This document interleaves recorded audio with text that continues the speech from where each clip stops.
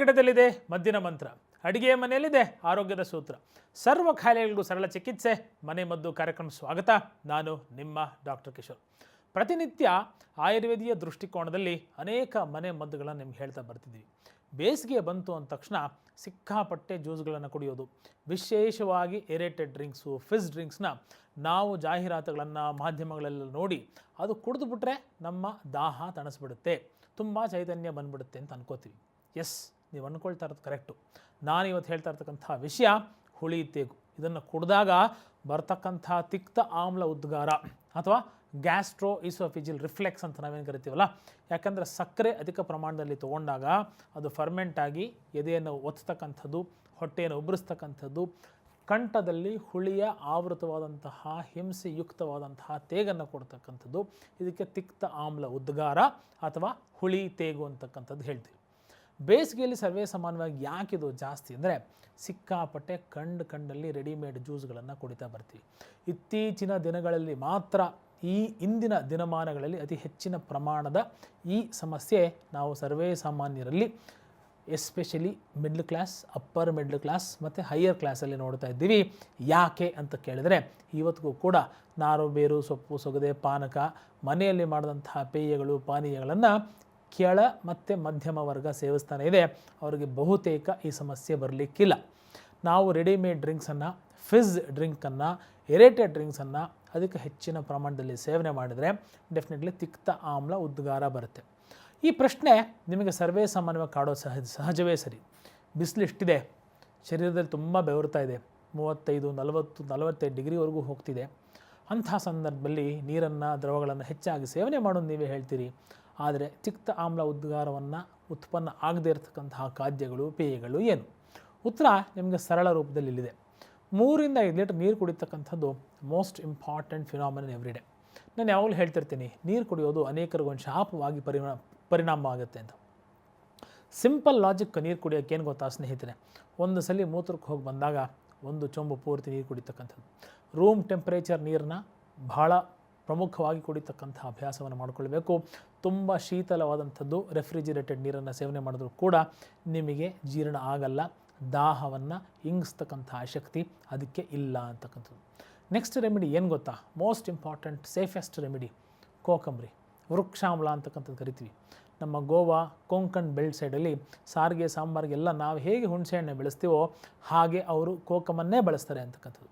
ಈ ಕೋಕಮನ್ನು ಸ್ವಲ್ಪ ಜೇಸ್ಟ್ ಮಧುವಿನ ಜೊತೆ ಮಿಕ್ಸ್ ಮಾಡಿಕೊಂಡು, ಎಳೆನೀರು, ತಾಜಾ ಎಣ್ಣೆ ಜೊತೆ ಮಿಕ್ಸ್ ಮಾಡಿಕೊಂಡು ಸೇವನೆ ಮಾಡ್ತಕ್ಕಂಥದ್ದು. ಅಥವಾ ಅದಕ್ಕೆ ಹೆಚ್ಚಿನ ಪ್ರಮಾಣದಲ್ಲಿ ಇದಕ್ಕೆ ಸ್ವಲ್ಪ ಕಲ್ಲು ಸಕ್ಕರೆ ಮತ್ತು ಉಪ್ಪು, ಕೆಂಪು ಕಲ್ಲು ಸಕ್ಕರೆ, ಉಪ್ಪು. ಯಾಕೆ ಇವೆರಡನ್ನು ಬೆರೆಸ್ಕೊಳ್ಬೇಕು? ಕೋಕಮನ ಜೊತೆ, ಜೇಷ್ಠ ಮಧುವಿನ ಜೊತೆ ಮತ್ತು ಎಳೆನೀರ ಸಮ್ಮಿಶ್ರಿತವಾದಂತಹ ರೂಪದಲ್ಲಿ ಯಾಕೆ ಇವೆರಡನ್ನು ಬೆರೆಸ್ಕೋಬೇಕು ಅಂದರೆ, ಡಿಹೈಡ್ರೇಷನ್ನ ತಡಿತಕ್ಕಂತಹ ಶಕ್ತಿ, ಸಮರ್ಥತೆ ಈ ಪೇಯಕ್ಕೆ ಈ ಸಂದರ್ಭದಲ್ಲಿದೆ ಅಂತ. ಸಿಂಪಲ್ಲಾಗಿ ಫಾಲೋ ಮಾಡ್ತಕ್ಕಂಥ ಈ ಟಿಪ್ಸು ಶರೀರದಲ್ಲಿರ್ತಕ್ಕಂಥ ಆ್ಯಸಿಡ್ ಮತ್ತು ಬೇಸನ್ನು ನ್ಯೂಟ್ರಲೈಸ್ ಮಾಡುತ್ತೆ. ಬೇಸಿಗೆ ಕಾಲದಲ್ಲಿ ತಿಕ್ತ ಆಮ್ಲ ಉದ್ಗಾರವನ್ನು ತಂದು ಕೊಡೋದಿಲ್ಲ. ಪಾಯಿಂಟ್ ನಂಬರ್ 3, ಮೂತ್ರ ಭಾಳ ಕಡಿಮೆ, ಯಾಕಂದರೆ ಸ್ವೇದ ಭಾಳ ಜಾಸ್ತಿ. ಯಾಕೆ ಅಂತ ಕರಿತೀರಾ? ಸ್ಕಿನ್ ಪೋರ್ಸು ಚಳಿಗಾಲದಲ್ಲಿ ತುಂಬ ಚೆನ್ನಾಗಿ ಕ್ಲೋಸ್ ಆಗಿಬಿಟ್ಟಿರುತ್ತೆ, ಆವಾಗ ಮೂತ್ರ ಜಾಸ್ತಿ ಆಗುತ್ತೆ. ಬೇಸಿಗೆಯಲ್ಲಿ ಸ್ಕಿನ್ ಪೋರ್ಸ್ ಓಪನ್ ಆಗಿರೋದ್ರಿಂದ ಬೆವರು ಜಾಸ್ತಿ, ಮೂತ್ರ ಕಡಿಮೆ. ನಮ್ಮ ಮೂತ್ರಕೋಶವನ್ನು ಸದಾ ಕಾಲ ನಾವು ಫ್ಲಶ್ ಮಾಡ್ತಾ ಇರಬೇಕು, ಸುಸ್ಥಿತಿಯಲ್ಲಿ ಇಟ್ಟಿರಬೇಕು. ಹಾಗಾಗಿ ಈ ಪೇಯ ನಿಮಗೆ ತುಂಬ ಚೆನ್ನಾಗಿ ಹೆಲ್ಪ್ ಆಗುತ್ತೆ ಅಂತ. Last but not the least, ಬೇಲ್ದಂಡು. ಬೇಸಿಗೆ ಬಂತು ಅಂದರೆ ಬೇಡ ಅನ್ನೋ ಸಿಕ್ಕೋಸ್ತಕ್ಕಂಥದ್ದು ಬೇಲ್ದಂಡು. ಇವತ್ತಿಗೂ ಕೂಡ ಮಿತವ್ಯಯಕಾರಿ, ಲೋ ಕಾಸ್ಟ್ ಅಥವಾ ನೋ ಕಾಸ್ಟ್ ಅಂತ ಕರಿತೀವಿ, ಆ ಕಾನ್ಸೆಪ್ಟಲ್ಲಿ ಸಿಗ್ತಕ್ಕಂಥದ್ದೇ ಬೇಲ್ದಂಡು. ಈ ಸಿಂಪಲ್ ಬೇಲ್ದಂಡಿಗೆ ಸ್ವಲ್ಪ ಪಚ್ಕರ್ಪೂರ, ಜೋಣೆ ಬೆಲ್ಲ, ಆರ್ಗ್ಯಾನಿಕ್ ಜೋಣಿ ಬೆಲ್ಲದಲ್ಲಿ ಹಾಕಿ ಇದನ್ನು ಮಾಡ್ಕೊಳ್ತಕ್ಕಂಥದ್ದು ಭಾಳ ಸಿಂಪಲ್ ಫಿಲಾಸಫಿ ಆ್ಯಂಡ್ ಫಿನಾಮಿನನ್ ಅಂತ ಕರಿತೀವಿ. ಯಾವಾಗ ನಾವು ಈ ಥರದ ಪೇಯಗಳನ್ನು ಹೆಚ್ಚಾಗಿ ಸೇವನೆ ಮಾಡ್ತಾ ಬರ್ತಿರ್ತೀವೋ ಆಗ ನಮಗೆ ಚೆನ್ನಾಗಿ ರೀಹೈಡ್ರೇಷನ್ ಆಗುತ್ತೆ, ಡಿಹೈಡ್ರೇಷನ್ ತಪ್ಪುತ್ತೆ. Point number 1. ವಯಸ್ಕರಿಗೆ ಎಸ್ಪೆಷಲಿ ನೀವು ಬೇಲ್ದಂಡನ್ನು ಬೀಜ ಸಹಿತವಾಗಿ ಸೇವನೆ ಮಾಡಿದ್ದೆ ಆದರೆ ಮೋಷನ್ನು ಅಥವಾ ಮಲೋತ್ಸರ್ಗ ಅಂತ ಏನು ಕರಿತೀವಿ ಅದು ತುಂಬ ಚೆನ್ನಾಗಿ ಆಗುತ್ತೆ.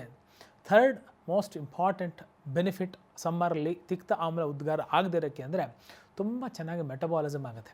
ಆ್ಯಸಿಡ್ ಮತ್ತು ಬೇಸು ಯಾವಾಗ ತನ್ನ ಸುಸ್ಥಿತಿಯಲ್ಲಿ ಸ್ಟೆಬಿಲೈಸ್ ಆಗುತ್ತೆ, ಈಕ್ವಿಲಿಬ್ರಿಯಮ್ ಇರುತ್ತೆ, ಸಮಸ್ಯೆಗಳು ಬರೋದಿಲ್ಲ.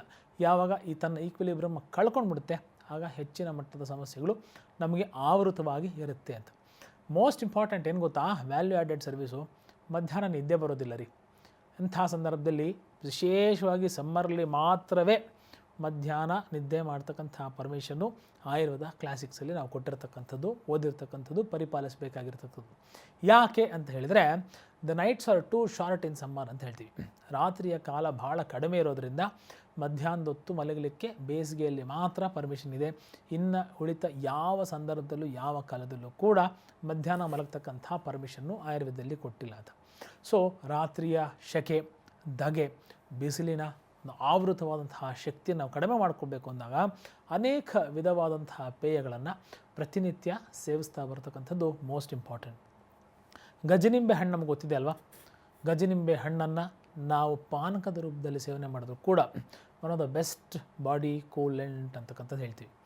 ಆಮೇಲೆ ಶ್ರೀಗಂಧ ನಮಗೆ ಗೊತ್ತು. ಶ್ರೀಗಂಧ ಅಂದ ತಕ್ಷಣ ಅಯ್ಯೋ ತುಂಬ ಸಾಹುಕಾರ ಮಾತ್ರ ಬಳಸ್ತಕ್ಕಂಥದ್ದು, ದುರ್ಲಭವಾಗಿರ್ತಕ್ಕಂತಹ ದ್ರವ್ಯ, ಇವನ್ನೆಲ್ಲ ನಾವು ತಲೆಯಲ್ಲಿ ಇಟ್ಕೊಂಡ್ಬಿಡ್ತೀವಿ. ಸಿಂಪಲ್ ಏನು ಗೊತ್ತೇನ್ರಿ, ಶ್ರೀಗಂಧವನ್ನು 20-21 ಸಲ ತೆಗೆದುಬಿಟ್ಟು ಆ ತೆಗೆದಿರ್ತಕ್ಕಂತಹ ಪೇಸ್ಟನ್ನು, ತಾಜಾ ಶ್ರೀಗಂಧದ ಪೇಸ್ಟನ್ನು ಮನೆಯಲ್ಲಿ ಅಡುಗೆ ಮನೆಯಲ್ಲಿ ಅಜ್ಜಿ ಹತ್ರ ಕೇಳಿದ್ರೆ ಸಿಗ್ತಕ್ಕಂಥ ಸರಳ ವಸ್ತು ಇದಾಗಿತ್ತು. ಇವತ್ತು ಶ್ರೀಗಂಧ ಅಂದರೆ ನಾವು ಗ್ರಾಫಿಕ್ಸಲ್ಲಿ ನೋಡಬೇಕು ಅಥವಾ ಎಲ್ಲಾದರೂ ಹೋಗಿ ಖರೀದಿಯೇ ಮಾಡಬೇಕು. ಅತ್ಯಂತ ಕಡಿಮೆ ಮಟ್ಟದ, ಕಡಿಮೆ ಕ್ವಾಂಟಿಟಿಯ ಶ್ರೀಗಂಧಕ್ಕೂ ಕೂಡ ಅತಿ ಹೆಚ್ಚಿನ ಬೆಲೆ ತತ್ತಬೇಕಾಗತ್ತೆ. ನೆನ್ಪಿಟ್ಕೊಳ್ಳಿ, ಬಾಡಿ ಕೂಲ್ ಮಾಡಲಿಕ್ಕೆ, ತನಗದಾನೆ ಶೀತವನ್ನು ಉತ್ಪನ್ನ ಮಾಡಲಿಕ್ಕೆ, ಸ್ವಾಂಗ ಶೀತವನ್ನು ಶರೀರ ಉತ್ಪನ್ನ ಮಾಡಿಕೊಳ್ಬೇಕು ಅಂದಾಗ ಶ್ರೀಗಂಧ ವಿಶಿಷ್ಟವಾದಂತಹ ಪಾತ್ರವನ್ನು ವಹಿಸುತ್ತೆ. 20-21 ಸಲ ತೆಗೆದಿರ್ತಕ್ಕಂಥ ಈ ಶ್ರೀಗಂಧವನ್ನು ನಾವು ಬೆಳಗ್ಗೆ ಎದ್ದು ಕೂಡಲೇ ಖಾಲಿ ಹೊಟ್ಟೆಯಲ್ಲಿ ತಿಂಡಿಗೆ ಮುಂಚೆ, ತದನಂತರ ರಾತ್ರಿ ಮಲಗುವ ಮುನ್ನ ಒಮ್ಮೆ ಸೇವನೆ ಮಾಡ್ತಕ್ಕಂಥದ್ದು. ಅದಾದ ಮೇಲೆ ಹೂಜಿಯ ನೀರು, ಉಷ್ಣಕಾಲೇಚ ಶೀತಲಂ ಶೀತಕಾಲೇಚ ಉಷ್ಣಲಂ ಅಂತ ಕರಿತೀವಿ. ಬಾವಿ ನೀರಾಗಿರ್ಬೋದು, ವಟವೃಕ್ಷದ ನೆರಳಾಗಿರ್ಬೋದು, ಹೀಗೆ ಕೆಲವೊಂದು ವೈಪರೀತ್ಯಗಳನ್ನು ವಿಶೇಷವಾಗಿ ಗಮನಿಸ್ತಕ್ಕಂಥ ಸಂದರ್ಭ ಈ ಬೇಸಿಗೆಯ ಕಾಲ ಅಂತ. ಸೊ ಗಡಿಗೆಯ ನೀರು, ಹೂಜಿ ಮಣ್ಣಿನ ಮಡಿಕೆಯ ನೀರು ಉಷ್ಣಕಾಲದಲ್ಲಿ ಶೀತಲ, ಶೀತಕಾಲದಲ್ಲಿ ಉಷ್ಣಲ ಅಂತಕ್ಕಂತಹ ಮಾತು ನಾವೇನು ಹೇಳ್ತೀವಿ, ಆ ಸಂದರ್ಭಕ್ಕೆ ಅನುಗುಣವಾದಂತಹ ಇಡೀ ರಾತ್ರಿ ಶೇಖರಣೆ ಮಾಡಿ ಸ್ಟೋರ್ ಮಾಡಿರ್ತಕ್ಕಂಥ ಪರಿಶುದ್ಧವಾದಂತಹ ಮಡಿಕೆಯ ನೀರನ್ನು ನಾವು ಸೇವನೆ ಮಾಡೋದು ಕೂಡ ಹೆಚ್ಚಿನ ರೀತಿಯಲ್ಲಿ ಈ ಸಮಸ್ಯೆಗಳಿಗೆ ಜೀರ್ಣಶಕ್ತಿ ಕೆಡದೇ ಇರುವಂತಹ ರೀತಿಯಲ್ಲಿ, ಹೊಟ್ಟೆಯಲ್ಲಿ ಗ್ಯಾಸ್ಟ್ರೈಟಿಸ್ ಆಗದೇ ಇರತಕ್ಕಂಥ ರೀತಿಯಲ್ಲಿ, ಮಲೋತ್ಸರ್ಗ ಚೆನ್ನಾಗಿ ಆಗುವಂತಹ ರೀತಿಯಲ್ಲಿ, ನಮ್ಮ ತಿಕ್ತಾಮ್ಲ ಉದ್ಗಾರ ಅಥವಾ ಗ್ಯಾಸ್ಟ್ರೋಇಸೋಫಿಜಿಯಲ್ ರಿಫ್ಲೆಕ್ಸನ್ನು ಕೂಡ ಸಮರ್ಪಕವಾಗಿ ನಿವಾರಣೆ ನಿಯಂತ್ರಣ ಮಾಡ್ತಕ್ಕಂಥ ದೃಷ್ಟಿಕೋನದಲ್ಲಿ ಇವತ್ತು ಹೇಳಿರ್ತಕ್ಕಂಥ ಅನೇಕ ಮದ್ದುಗಳು ನಿಮಗೆ ಉಪಯುಕ್ತವಾಗುತ್ತೆ. ಇದರಿಂದ ನಿಮ್ಮ ಸ್ವಾಸ್ಥ್ಯವನ್ನು ಇನ್ನೂ ಜಾಸ್ತಿ ಮಾಡ್ಕೊಳ್ಳಿ ಅಂತಕ್ಕಂಥ ಮಾತನ್ನು ಹೇಳ್ತಾ, ಮುಂದಿನ ಸಂಚಿಕೆಯಲ್ಲಿ ಇನ್ನೂ ಅನೇಕ ಸಮಸ್ಯೆಗಳಿಗೆ ಪರಿಹಾರವನ್ನು ತಂದುಕೊಡ್ತೀನಿ. ವಾಪಸ್ ಬರ್ತೀನಿ, ಕಾಯ್ತಾ ಇರಿ. ನಮಸ್ಕಾರ.